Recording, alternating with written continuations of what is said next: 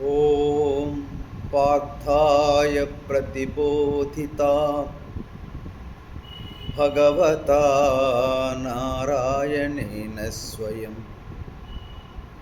व्यासेन ग्रथितां पुराणमुनिना मध्ये महाभारतम्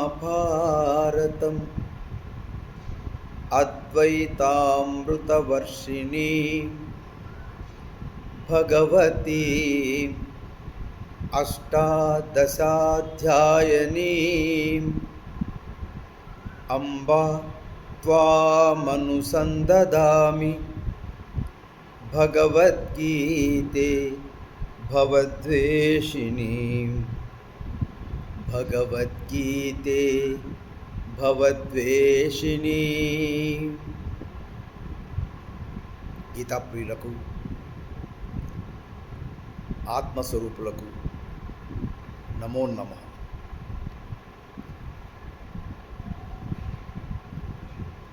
పరమాత్మ స్వరూపులారా, 100 రోజుల్లో 700 శ్లోకాల పారాయణం, అభ్యాసం, అధ్యయనం. మనం నిన్నటి రోజున అనగా 30వ రోజు 4వ అధ్యాయం జ్ఞానయోగాన్ని ముగించి 5వ అధ్యాయం కర్మ సన్యాస యోగంలోకి ప్రవేశించాం. 6 శ్లోకాలు పూర్తి చేసుకున్నాం. దీని ద్వారా మనకు తెలియవచ్చేది ఏంటి అంటే, జీవితంలో మనం అనేక కర్మలు చేస్తుంటాం. నహి కచ్చిత్ క్షణమపి, ఆలోచించిన కర్మే, మాట్లాడిన కర్మే, కర్మేంద్రియాలతో పనులు చేసిన కర్మలే.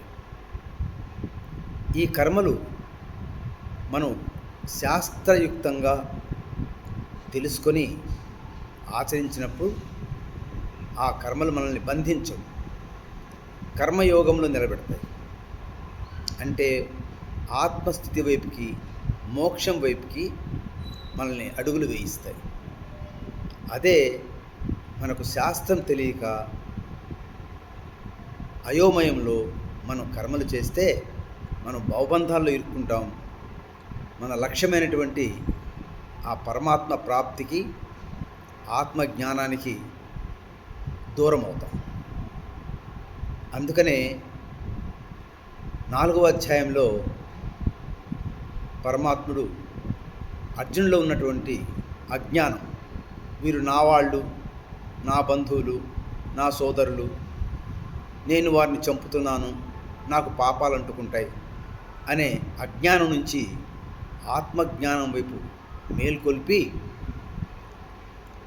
మరి కర్మ యొక్క రహస్యాన్ని తెలియచేస్తూ, ఆ కర్మలు అంటకుండా ఉండాలంటే ఎలా సంకల్పం చేయాలి అనే విషయం పట్ల విస్తృతమైన అవగాహనను కలిగిస్తున్నారు. ఇక్కడ మనం చెప్పుకుంది ఆత్మజ్ఞాన యోగము, నిష్కామ కర్మయోగం. ఆత్మజ్ఞాన యోగంలో కర్మల పట్ల నేను చేస్తున్నాను అను కర్తృత్వ భావాన్ని వదిలిపెట్టాలి. నిష్కామ కర్మయోగంలో కర్మ ఫలాల మీద ఆసక్తి లేక ఆ విహిత కర్మల ఫలాలని పరమాత్మకే సమర్పిస్తూ నైష్కర్మ్య స్థితిని పొందాలి. దాన్ని నైష్టికీయం అన్నారు. ఇలా ఈ 2 మార్గాలు కూడా కళ్యాణదాయకములే. దాన్ని వేరువేరుగా చూడకూడదు. ఏ మార్గాన్ని అనుసరించినా మనము పొందే ఫలము ఒకటే. అందుకని 6వ శ్లోకంలో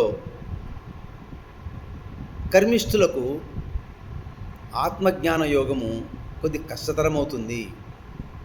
అందుకని వారు ప్రారంభంలో నిష్కామ కర్మయోగాన్ని చేపట్టి చక్కగా దాంట్లో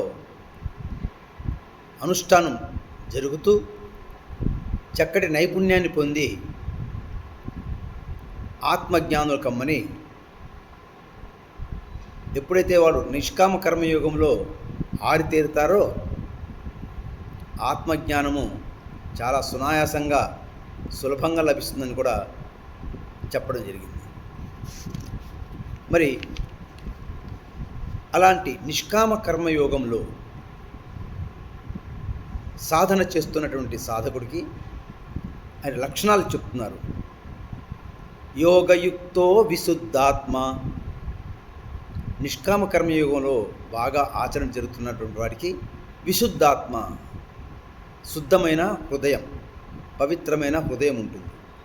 జితాత్మ జితేంద్రియ, మనస్సును ఇంద్రియములను బాగా నిగ్రహం చేసి వశపరుచుకొని ఉంటాడు. అంతేకాకుండా సర్వభూతాత్మ భూతాత్మ, ఇది చాలా విస్తృత భావన. అన్ని ప్రాణులు గల ఆత్మలు నాయందే ఉన్నాయి. అదేవిధంగా మేమంతా పరమాత్మలో ఉన్నాం అంటే నువ్వు నేను మనందరము ఆ పరమాత్మ స్వరూపులమే, భిన్నంగా లేము. పరమాత్మ నీవు ఏకభిన్న అంటే అభేద రూపంతో ఉన్నాం, ఏకరూపంతో ఉన్నాం అనే భావనకు ఎదిగి ఉంటాడు. అందువల్ల అతను కర్మలు అంటవు. ఇది విస్తృత భావన కదా, కాబట్టి నిగ్రహించడం ఇంపార్టెంట్. ఆ తర్వాత నిష్కామ కర్మయోగంలో ఉండడం, చక్కగా విశ్వవ్యాప్త భావాన్ని, నాలాంటి ఆత్మే నీలో ఉంది, నీలాంటి ఆత్మే మనందరిలో ఉంది, కాబట్టి మనంతా ఆ పరమాత్మని స్వరూపులమే అనే భావమే కర్మబంధాల నుంచి, కర్తృత్వ భావం నుంచి విడనాడుతుందని చెప్తూ అటువంటి విశుద్ధాత్ముని యొక్క కర్మాచరణం ఎలా ఉంటుంది అంటే 8 శ్లోకం 9 శ్లోకం చెప్తారు స్వామి. నైవ కించిత్ కరోమీతి యుక్తో మన్యేత తత్వవిత్. అటువంటి తత్వవిత్ అంటే తత్వాన్ని ఎరిగినవాడు, ఆ పరమాత్మ నాలోనూ నీలోనూ మనందరిలోనూ ఒక్కటిగానే ఉన్నాడు అని భావించేవాడు తత్వవిత్తు. ఏ కర్మ తనను అంటించుకోకుండా అంటే కర్తృత్వ భావం లేకుండా ఉంటాడు. ఎలాగో ఈ శ్లోకంలో చెప్తున్నాడు. పశ్యన్ శృణ్వన్ స్పృశన్ జిఘ్రన్ అస్నన్ గచ్చన్ స్వపన్ శ్వసన్ ప్రలపన్ విసృజన్ గృహ్ణన్ ఉన్మిషన్ నిమిషన్నపి ఇంద్రియాణీంద్రియార్థేషు వర్తంత ఇతధారయన్. అంటే మన శరీరంలో అనేక అవయవాలు వాటి పనులు చేసుకుంటున్నాయి. వీటిని అటువంటి తత్వవిత్తు అంటే 6వ శ్లోకం చెప్పినటువంటి నిష్కామ కర్మయోగ సాధకుడు ఇంద్రియాలు ఈ ప్రాపంచిక విషయార్థాలందు వాటి పని అవి చేసుకుంటున్నాయి. అంటే కళ్ళు మూయటం, కళ్ళు చూడటం, చెవులు వినటం, నోరు రుచులు చూడటం, మాట్లాడటం, వాసన చూడటం, అలాగే మన అన్ని కర్మలు కూడా ఏ ఇంద్రియాలవి అవి చేసుకుంటూ ఉన్నాయి. నేను ఆత్మను, నేను కేవలం సాక్షి మాత్రమే అని ఆ విధంగా చూస్తూ కర్మలకు కర్తృత్వ భావన అంటకుండా ఉంటాడు. వాస్తవంగా మన శరీరంలో మన ప్రమేయం లేకుండా కొన్ని కర్మలు మనకు జరుగుతుంటాయి. శ్వాస తీసుకోవడం, వదలటం, గుండె కొట్టుకోవడం, చెమట పట్టడం, కళ్ళు మూయటం, తెరవడం, మలమూత్రాలు ఏర్పడడం, ఇవన్నీ మన ప్రమేయం లేవు. అంటే ప్రాపంచిక విషయ స్పర్శ లేకుండా జరిగే కర్మలకు వాసనలు అంటవు. అదేవిధంగా మనము ఈ శరీరంలో జరిగే ప్రతి ఇంద్రియం యొక్క చర్య నేను చేస్తున్నాను అనే భావన ఉన్నట్లయితే అలా ప్రతి కర్మకు ఒక వాసన బయలుదేరి మనం చేరుకుంటుంది. అదే జ్ఞాని అయినవాడు, విశుద్ధాత్మ, ఆత్మజ్ఞాన స్థాయిలో ఉండి ఈ కర్మలు, విషయాలు, ఇంద్రియాలు వాటికవే జరుగుతున్నాయి, తనకు ఏం ప్రమేయం లేదు అని కర్తృత్వ భావనను కలిగి ఉండడు. ఇలా మనం దైనందిన జీవితంలో జరిగే అన్ని కర్మల పట్ల ఇటువంటి భావనే, సంకల్పమే ఉండాలి. అప్పుడు కేవలం మన ఆత్మ సాక్షిగా ఉంటుంది. ఎప్పుడైతే కర్మలను అంటకుండా, కర్తృత్వ భావం లేకుండా నిష్కామ కర్మయోగములు చేస్తూ ఫలాలను పరమాత్మకే సమర్పిస్తూ ఉన్నప్పుడు అతను ఆత్మస్థితికి దగ్గరవుతాడు. వాస్తవంగా నిష్కామ కర్మయోగంలో మన వాసనలు కరిగిపోయి చక్కటి వ్యక్తిత్వం ఏర్పడి ఆత్మవంతంగా ఎదుగుతాడు. అదే ఈ శ్లోకంలో చెప్తారు స్వామి. ఏ విధంగా అయితే జ్ఞాని తన శరీరంలో జరిగే కర్మలకు కర్త కాకుండా జాగ్రత్త పడతాడో, అలాగే దైనందిన జీవితంలో కూడా జరిగే కర్మలకు తాను కర్త కాదు అని సంకల్పించినప్పుడు తాను విహిత కర్మలు ఆచరించినా అవి అంటకుండా జాగ్రత్త పడతాడు. అదేవిధంగా ఇంకా ఇది వాస్తవంగా నిష్కామ కర్మయోగానికి మొదటి మెట్టు ఈ భావన. ఇక తర్వాత 10వ శ్లోకంలో బ్రహ్మణ్యాధాయ కర్మాణి అంటే ప్రతి కర్మ కూడా మనలో ఉన్న ఆత్మకు, పరమాత్మకు సమర్పణ చేయాలి, ఫలాల మీద ఆసక్తి లేకుండా. సంగం త్యక్త్వా కరోతి యః. పరమాత్మ చెప్పాడు, ఆ కర్మల పట్ల, కర్మ ఫలాల పట్ల ఎటువంటి ఆసక్తి లేక అవి కర్మలను సమర్పణ చేస్తూ సంగం త్యక్త్వా కరోతి యః. అప్పుడు నీకు ఆ కర్మలు ఒక్కటి కూడా అంటవు, ఆ వాసన నీకు అంటవు. అంటే లిప్యతే నసపాపేన. పాపం అంటే వాసనలే, అవి అంటవు. ఎలా అంటే ఒక తామరాకు నీటిలో పుడుతుంది, నీటిలో పెరుగుతుంది, నీటిలోనే నివసిస్తుంది. అయినా అది నీటి బిందువుని మాత్రము అంటనివ్వదు, అంటకుండా ఉంటుంది. ఇదే కళాత్మక జీవిత విధానము, ద ఆర్ట్ ఆఫ్ లివింగ్ అంటారు. కాబట్టి మనం ఆత్మస్థాయిలో నిలబడి ఈ దేహము ఏ కర్మ చేసినా కూడా వాటి యొక్క కర్తృత్వాన్ని, నేను చేస్తున్నాననే భావన కలిగి ఉండకుండా కర్తృత్వ భావన విడనాట్లయితే అలాంటి సాధన ఈ నిష్కామ కర్మయోగానికి రెండో మెట్టు. దీనివల్ల చక్కగా మనలో ఉన్నటువంటి వాసనలు పూర్తిగా క్రమేణా కరిగిపోయి ఆత్మతత్వానికి దగ్గరవుతాయి. అలాంటి ఆత్మతత్వంలో సాధకుడికి పరమాత్మ ప్రాప్తి చాలా సుగమమవుతుంది. అందుకని ఈ 2 శ్లోకాల్లో కూడా 8, 9, 10 శ్లోకాల్లో ఆ నిష్కామ కర్మయోగానికి మెట్లు చెప్తున్నారు స్వామి. మరి అటువంటి సాధకులు కేవలం వాళ్ళు అంతఃకరణ శుద్ధి కోసమే పనులు చేస్తారు. అంతఃకరణం అంటే మనసు, బుద్ధి, చిత్తము, అహంకారం. అలాంటి అంతఃకరణ శుద్ధి వాళ్ళు ఆ యొక్క కర్తృత్వ భావన లేకుండా ఆత్మస్థితిని పొందుతారు. అదే చెప్తారు స్వామి, కాయేన మనస బుద్ధ్య కేవలై ఇంద్రియైరపి. శరీరము, మనసు, బుద్ధి, ఇంద్రియములు ఇవి కేవలము ఆత్మశుద్ధి కోసమే వారు పనులు చేస్తారు. యోగిన కర్మ కుర్వంతి.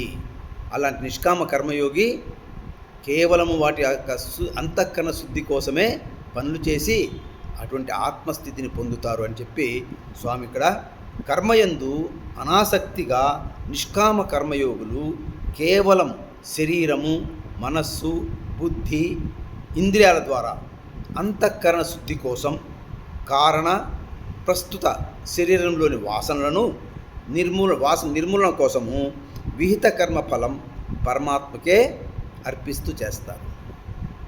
సో ఈ విధంగా 11వ శ్లోకంలో చెప్పి పరమాత్మ ఇప్పుడు మానవుడు ఈ సకామ కర్మల నిష్కామ కర్మల యొక్క ఫలములు గురించి వివరంగా చెప్తున్నారు. ఇక్కడ యుక్త అయుక్త అని 2 మాటలు వాడారు. యుక్త అంటే నిష్కామ కర్మాన్ని చక్కగా ఆచరించే సాధకుడు. అయుక్త అంటే అసలు నిష్కామ కర్మం వైపే ఆలోచింపకుండా అన్ని సకామ కర్మలే చేసేవాడు. అంటే తన స్వార్థం కోసమే చేసేవాడు. పరమాత్మ ప్రమేయమే లేదు, ఇక్కడ ఆత్మ ప్రమేయమే లేదు. అలా మరి నిష్కామ కర్మయోగ సాధకుడు ఎలా అంటే కర్మఫలం త్యక్త్వా, కర్మఫలాల మీద అతనికి ఆశ కానీ ఆపేక్ష కానీ ఆసక్తి కానీ ఉండదు. అన్నీ పరమాత్మకే సమర్పించేస్తూ ఉండి పరమశాంతిని పొందుతాడు.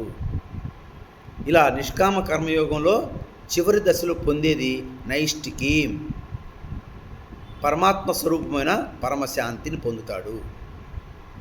అదే అయుక్త సకామ కర్మలు చేస్తూ కర్మఫలాల మీద ఆసక్తి ఉంచి నిష్కామ కర్మ ఆ దారిని నడవకుండా ఎవరైతే ఉంటారో కామకారేణ అంటే కోరికలు తీర్చుకోవడం కోసమే తన కర్మలు చేస్తున్నవాడు ఫలే సక్తో నిబధ్యతే.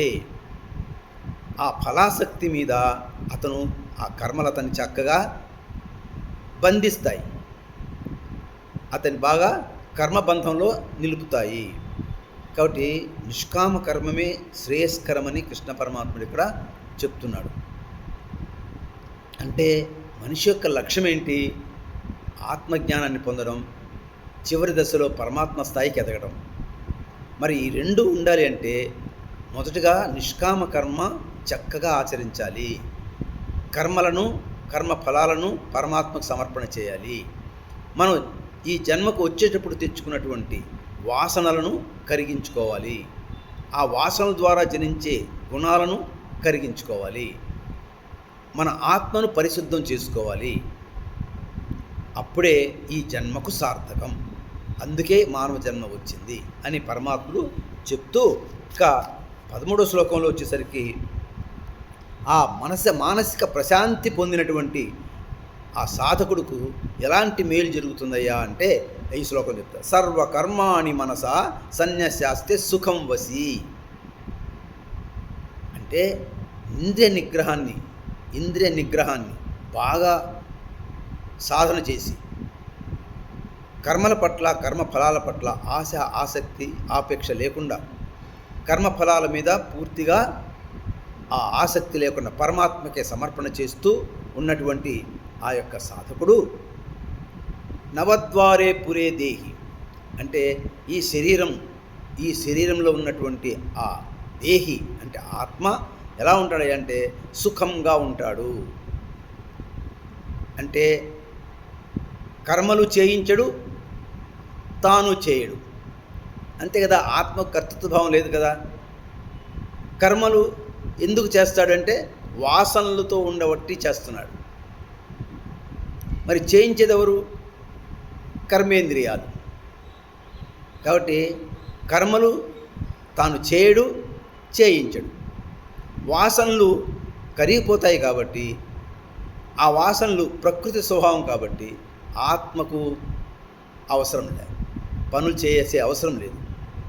అదేవిధంగా ఆ కర్మలు చేసేవాడు శరీరంలోని అవయవులు.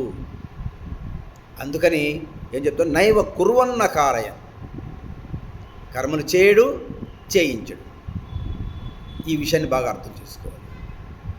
కర్మలు చేసేది వాసనల వల్లే, చేయించేది శరీరంలోని అవయవాలే. ఈ రెండు ఆత్మకు సంబంధం లేదు. కాబట్టి ఆత్మ సుఖంగా ఈ దేహంలో బాగా వికసిస్తూ ప్రజ్ఞాపాఠవాలను, మంచి చైతన్యాన్ని ఈ శరీరానికి ఇస్తూ జీవితాన్ని సుఖంగా గడుపుతాడు అని చెప్తున్నాడు.